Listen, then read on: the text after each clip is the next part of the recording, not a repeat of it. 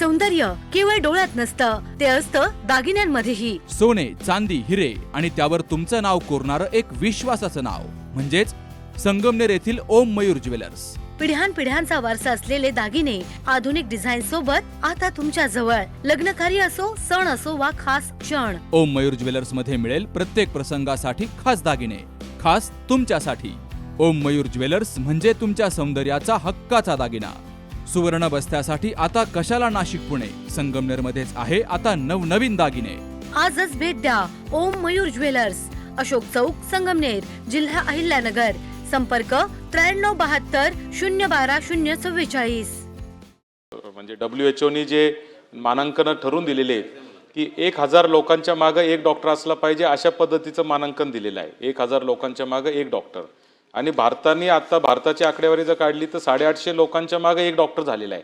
म्हणजे डॉक्टरांची संख्या ही खूप जास्त झालेली आहे. किंबहुना वैद्यकीय महाविद्यालय पण नवीन उघडत आहेत. म्हणजे ही संख्या पुढच्या 2030-35 पर्यंत साधारणतः 700 मागे एक डॉक्टर अशी परिस्थिती होणार आहे, जी जगात कुठंच एवढे मुबलक डॉक्टर नसणार आहे. अडचण ही झालेली आहे की ग्रामीण भागात जायला कोणी तयार नाही.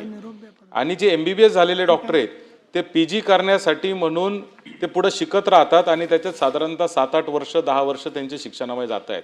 आणि म्हणून मंत्री महोदय, माझा प्रश्न तुम्हाला असा आहे की हे जे इंटर्नशिपचं जे आपण नियमावली केलेली आहे याचं वैद्यकीय शिक्षण विभागाबरोबर चर्चा करून आपण पुनरावलोकन करणार का, जेणेकरून डॉक्टर ग्रामीण भागात काही कंपल्सरी इंटर्नशिपसाठी गेलेच पाहिजे, त्यांनी तिथं जाऊन काही सुविधा दिल्याच पाहिजे.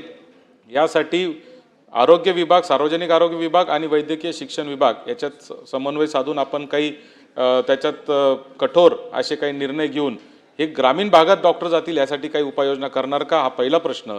आणि दुसरा प्रश्न साहेब, तुम्हाला माझं माहितीच आहे, संगमनेरच्या महिला रुग्णालय 2020 साली मंजूर झालेलं आहे. परंतु राजेश टोपे साहेब आरोग्यमंत्री असताना मंजूर झालेल्या रुग्णालयाचं काम कुठंच पुढे हल्लं नाही. त्या संदर्भात आपण बैठक लावणार का?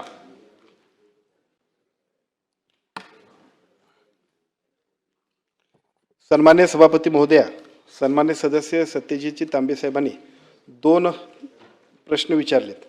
त्यातला एक प्रश्न विचारला आहे. पहिला प्रश्न असा आहे त्यांचा की आपल्याला आता जे काय सगळे नवीन डॉक्टर्स आहेत ते ग्रामीण भागामध्ये गेले पाहिजे, त्यासाठी DMER आणि आम्ही सगळ्यांनी काहीतरी पॉलिसी केली पाहिजे की ज्याच्या माध्यमातून ग्रामीण भागामध्ये सुद्धा हे कंपल्सरी डॉक्टर्स गेले पाहिजेत. हा विषय DMERशीही संबंधित होतो आहे, परंतु तो आमच्या सगळ्या ग्रामीण भागाच्या आणि सार्वजनिक आरोग्य विभागाच्या यंत्रणेशी निगडीत असल्यामुळं याच्याबद्दलची 1-2 बैठकांची आम्ही मागणी केली आहे.